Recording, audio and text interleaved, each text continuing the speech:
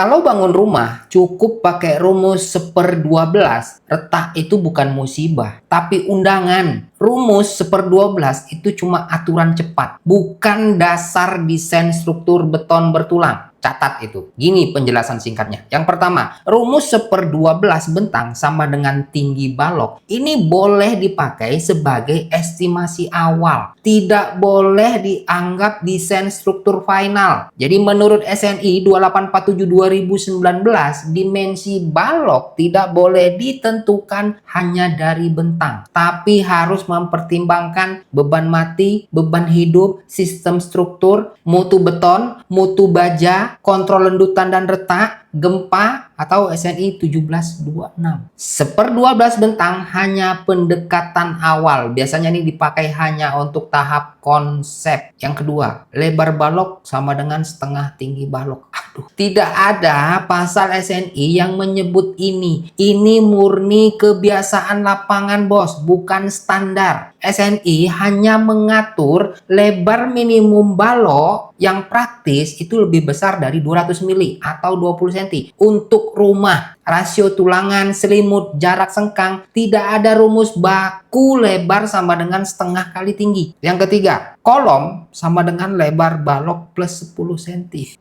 Ini juga bukan SNI, bos. Menurut SNI 2847/2019 dan SNI 1726, dimensi kolom itu ditentukan oleh beban aksial plus momen, tinggi lantai, sistem rangka pemikul momen, ketentuan gempa, kolom kuat, balok lemah. Kolom tidak boleh ditentukan dari balok saja. Jadi ringkasan jujur dan amannya itu, ini adalah perkiraan awal, rule of thumb, bukan perhitungan struktur SNI. Desain akhir tetap harus mengacu SNI 2847 dan SNI 1726. Jadi kesimpulan tegas saya, konten tersebut sama dengan pendekatan praktis, bukan standar SNI. SNI tidak mengajarkan desain struktur dengan rumus tunggal seperti itu. Sekali lagi, jangan bangun pakai perhitungan rumus itu. Jadi biar nggak salah pakai rumus cepat, pahami ringkasan SNI 2847/2019 dan SNI 1726. SNI